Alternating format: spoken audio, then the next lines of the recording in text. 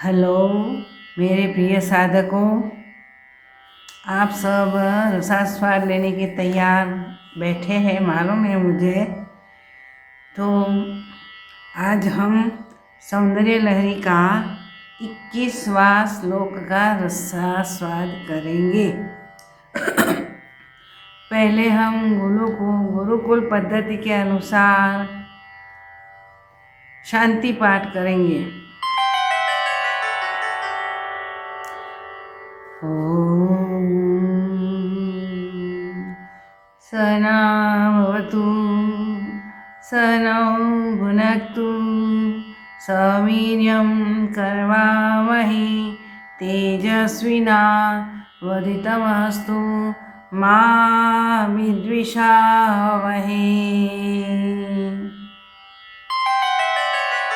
ॐ शांति शांति। तटिल्लेखा तन्वीं तपनशशि वैश्वानरमयीं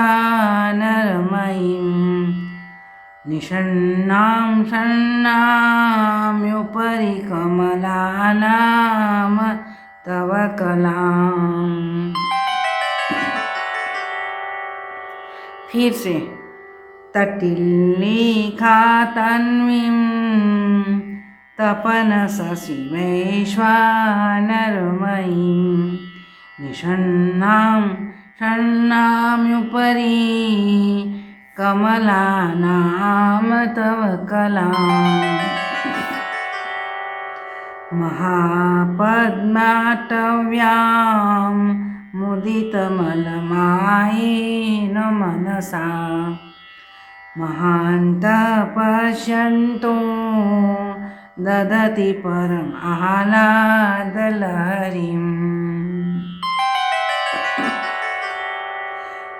फिर से महापद्माटव्यां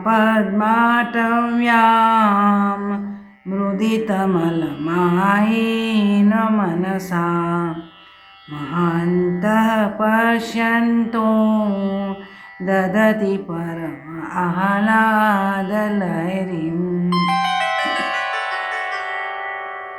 हे भगवती, आपका तेज कैसा है? बिजली की रेखा के समान। जो विद्युत चमकती है ना, तो उसकी जो रेखा अवकाश में दिखती है ना, उसी के समान है, सूक्ष्म है। सूर्य, चंद्र एवं अग्नि की त्रिमयी कला युक्त है, जो क्रमशः अंधकार धीरे धीरे नष्ट करती है। तो इसी कला का अनुभव साधक को होना ही चाहिए, होना ही चाहिए। अंधकार निकलता है, अज्ञान रूपी अंधकार, तब तो उजाला प्राप्त होता है, तब तो आत्मज्ञान प्राप्त होता है।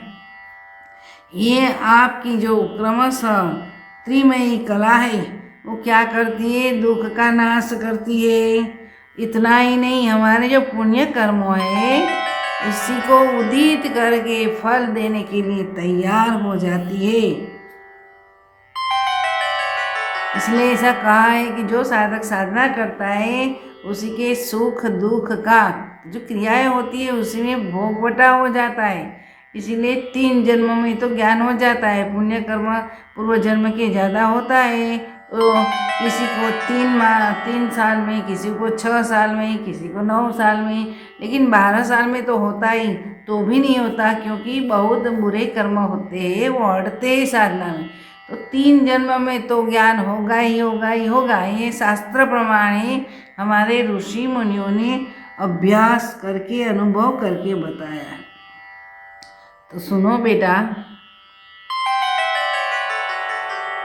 6 कमल के ऊपर भी एक कमल वन है। ये 6 कमल किसको कहा है? कि जो हमारा सट चक्र है, वो सट चक्रों को कमल कहा गया है।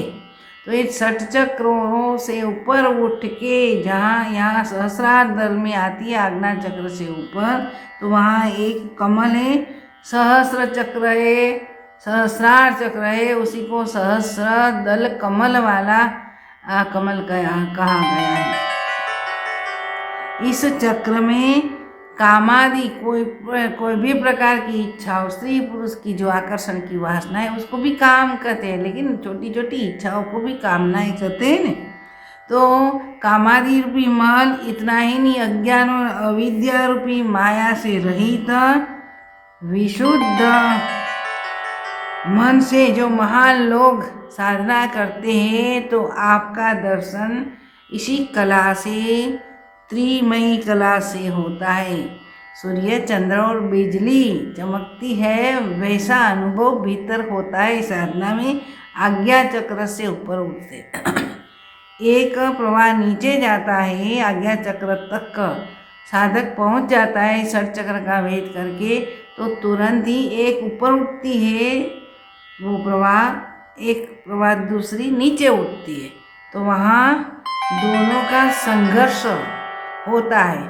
इसीलिए बिजली चमकती है, यहाँ विज्ञान का कारण है, वैज्ञानिक कारण है, घर्षण होता है तो प्रकाश उत्पन्न होता है। वैसे ही एक प्रवाह नीचे जाता है, एक प्रवाह ऊपर उठता है, आज्ञा चक्र आगे दोनों क्रॉस होते हैं, तो बिजली जैसा चमक बिजली जैसी रेखा अनुभव आती है। तो ऐसा जो साधक को अनुभव होने लगता है, तो असीम आनंद की लहरें उसी के मन में, अंतःकरण में, शरीर में उठती है, धारण करता है। 24 घंटों उसी के वो लहरी में, लहरी आनंद में झूमते रहते हैं। आनंद अनुभव 24 कलाक करते रहता है। इतना ही नहीं, नींद में भी आनंद आता है। एक दफ़ा ये प्राप्त कर लो तो आपको मेरी बात समझ में आ जाएगी।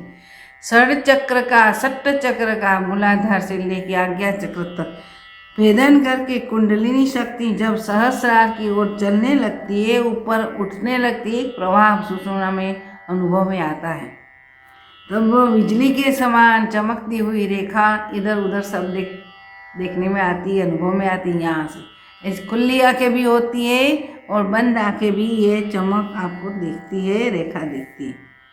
वह कला है सूर्य चंद्र और अग्नि के तेज युक्त होती है। उसी में अग्नि है, सूर्य है, चंद्र है और तेजस्विता है, दीप्यमान है। शरीर में गर्मी भी पैदा होती है, गर्मी के साथ तुरंत ही शीतलता भी प्राप्त होती है, और ये अंधकार को दूर करने वाली बिजली है। बिजली के चमकारे मोतीरा परोऊ पानबाई हमारे यहाँ गंगा सती सौराष्ट्र में हो गए। उन्होंने ये जो बात बताई है वह अनुभव की बात बताई है, क्योंकि बिजली तो चमकारा करके चली जाती है, तो कितनी क्षणों में ये बात अनुभव में आती है। तो बिजली के चमकारे मोतीरा परोऊ पानबाई 261 श्वास 2060 621 श्वास है, वो 24 घंटों में आदमी लेता है, साधक लेता है। तो इसी क्षण में आत्मज्ञान की लहरी का अनुभव होता है, ऐसा पानबाई को गंगा सती कहती है। तो जो साधक को कुंडलिनी शक्ति जागृत होकर ऊपर उठती है, आज्ञा चक्र तक पहुंच जाती है षट चक्र भेदन करके, तो उसी को ऐसा अनुभव होगा ही होगा। जो ब्रह्मांड में, वही शरीर में, ब्रह्मांड में बिजली है तो शरीर में भी है, ब्रह्मांड में सूर्य है, चंद्र है, तो शरीर में भी सूर्य और चंद्र नाड़ी है, चंद्र और सूर्य से संलग्न है। तो देखो ये कला है, विशेषता है ध्यान की, साधना की। सूर्य चंद्र अग्नि के तेज युक्त ये कला है, उसी का अनुभव होता है। इन तीनों मात्रा को सोम सूर्य अग्निमयी कहा गया है, कहना चाहिए। तो बेटा सुनो, जिन लोग साधना करते, साधक को ऐसा अनुभव होगा ही। आगे तो कई अनुभव होगा है, लेकिन ये सूर्य चंद्र और बिजली रेखा है, उसी का अनुभव होगा ही होगा, क्योंकि हमारा शरीर ब्रह्मांड के साथ जुड़ा हुआ है, ब्रह्मांड में जो है वही है, इसीलिए ऐसा अनुभव होता है। सूर्य नाड़ी, चंद्रा नाड़ी ने, ईडा नाड़ी ने, पिंगला नाड़ी ने, सुषुम्ना नाड़ी में अग्नि रहता है, वो जब कुंडलिनी जगती है तो सुषुम्ना नाड़ी अति तेजस्वी हो जाती है, और कमल जब खुलते हैं यानी कि चक्र वेदन होता है तब फट फट फट आवाज़ आती है। आपको जब अनुभव होगा तब मेरी बात को आप जरूर मानेंगे, शास्त्र सही है ऐसा कहोगे। इस श्लोक में सहस्त्रार में दिव्य दर्शन का भाव दर्शाया है। ऐसा शास्त्रों में कहा है कि अग्नि, सूर्य, सोम प्रशांत एकात्मता की स्थिति को शांति कला करता है। सूर्य, चंद्र और अग्नि की जो एकात्मता हो जाती है, ऐक्य हो जाता है आज्ञा चक्र के ऊपर, तो ऊपर जो ऐक्य होता है उसी को शांति कला कहा जाता है, शांति पराकला कहा जाता है। इतना नहीं, इन 3 बिंदु के आधार स्थान को योनि स्थान कहा जाता है। योनि स्थान यानी कि जो हम भौतिकी दृष्टि में योनि शब्द बोलते हैं, उत्पत्ति स्थान, उसी का योनि का जो लोग वही अर्थ समझ लेते स्त्री की योनि का है, ऐसा नहीं है। योनि यानी के उत्पत्ति स्थान। तो ये तीनों का योनि आधार कहाँ है? बाह्य क्रिया में पृथक पृथक दिखता है, परंतु योनि आधार में यहाँ उत्पन्न होने का जो आधार है उसी को पाकर तीनों बिंदु का जो क्रियाएं होती है वो सम्मिश्रण करके व्यक्ति साधक खूब आनंद में आ जाता है, उन्मत्त स्थिति में आ जाता है। उसी टाइम लय हो जाता है, किसी का अहम का लय हो जाता है, अहम का लय हो जाता है, सूक्ष्म अहम बचता है, वो भी सात्विक अहम बचता है। तब उन्मनी अवस्था की स्थिति का अनुभव होता है। उन्मन, मन से ऊपर,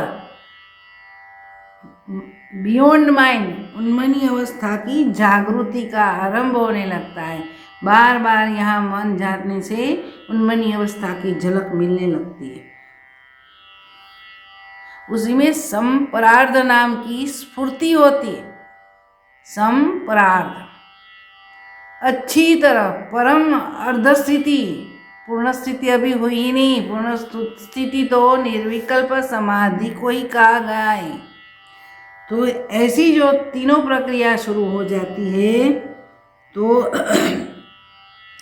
जो संपरार्ध कला स्फूर्ति है, इसी में क्या होता है, साधक को शिव शक्ति की एकता की झलक मिलती है कि मैं और शक्ति, यानी कि शक्ति और शिव अलग नहीं है, मेरा हम और परम जो है, क्या बोलते, कलेक्टिव माइंड के साथ उसी का संपर्क होने लगता है। तो बहुत सुंदर और अच्छी क्रियात्मक स्थिति साधक ने प्राप्त कर ली है।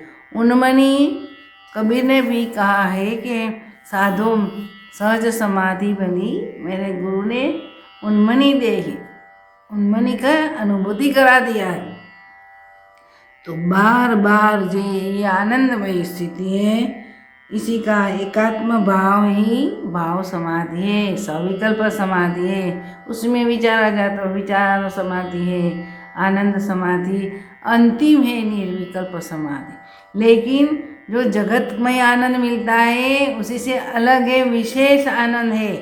आत्मा के आनंद की लहरी उसी के अंतःकरण में उठने लगती है। 2400 घंटे, यानी कि 24 घंटे 8 पहर वो आनंद में ही रहता है। उसी को सामान्य अरे बड़ा सा बड़ा दुख भी उसी को परेशान नहीं कर पाता। तो देखो माता जी की कृपा कैसी होती है। ये जो मैंने बताया आनंद लहरी का अनुभव, क्रमशः त्रिमयी जो कला का अनुभव होता है वो आज्ञा चक्र के भीतर होता है। आज्ञा चक्र एक्टिव होता है तब भीतर होता है। लेकिन आज्ञा चक्र से फिर 5 स्थान है, वो आगे बताएंगे शंकराचार्य, तो मैं भी उसका विवरण बता दूंगी। तो ये 5 स्थान है, वो भी उसी को भी अतिक्रमण करके सहस्त्रार चक्र में स्थिर होना है। उन्मनी अवस्था है, मन उन्मन हो गया, भगवान हमारा मन ले लेते हैं माता जी, तो माता जी हमारे मन को लेके वो समनी हो जाती है और हम उन्मन हो जाते हैं। इसीलिए तो कहा जाता है कि समर्पण भाव, सच्चा समर्पण भाव तब ही तो डेवलप होता है। क्योंकि अहंकार है धीरे धीरे पिघलने लगता है, इतना पिघल गया अणु मात्र रह पाता है। इसीलिए अनुमनी अवस्था से जब नीचे आता है आदमी, तब मैं हूँ जगत हूँ ऐसा सन्निकर्ष का भाव अनुभव में आता है। जगत है, मैं हूँ ऐसा। लेकिन जब तक पूर्ण स्थिति यानी कि निर्विकल्प स्थिति की अनुभूति नहीं होती, तब उन्मनी अवस्था में साधक आनंद लहरी में झूमता रहता है और अपना धीरे धीरे जो पाप पुण्यों का क्रमशः भोग है वो भोग पूर्ण करता है। तो जो पूर्व जन्म के पुण्योदय जिसका होता है उसी को जल्दी से प्रगति देखने में आती है, प्रगति में जल्दी से आगे बढ़ने लगता है, प्रगति कर लेता है, क्योंकि उसी का पुण्य कर्म है। इसीलिए जो दुख कर्म है वो भी भोगना तो पड़ेगा। ऐसा नहीं कि सुख जो हमने कर्म किया है अच्छे इसी की वजह से आते हैं तो वही हम भोग लें, दुख ना भोगे, ऐसा कोई नियम नहीं है। भगवान ने खुद ने कहा है कि कर्मण्येव अधिकारस्ते मा फलेषु कदाचन, यानी कि कर्म में अधिकार है, फल में नहीं। क्योंकि फल नेगेटिव भी आ सकता है, पॉजिटिव भी आ सकता है। नेगेटिव आने से हमें हाई होई नहीं करना, पॉजिटिव आने से हमें 2 में ऊपर उठ कर नहीं चलना, अहंकार से नहीं चलना चाहिए, दोनों में क्षमता रखनी चाहिए।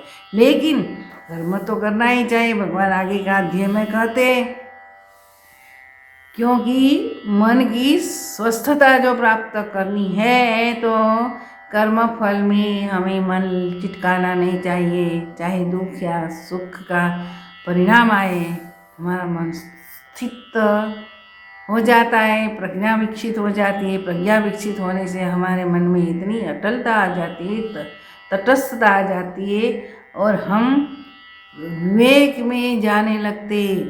विवेक ख्याति बोलते हैं कि जगत मिथ्या है और हम आत्म तत्व को जान लें, वो हमारे कभी मरता नहीं है, पानी उसी को भिगा नहीं पाता, सूर्य सुखा नहीं देता। तो ये आत्मा आत्मा की अमरता की प्राप्त करने के लिए निर्विकल्प समाधि का अनुभूति होनी चाहिए, जिसको अपरोक्षानुभूति कहते हैं।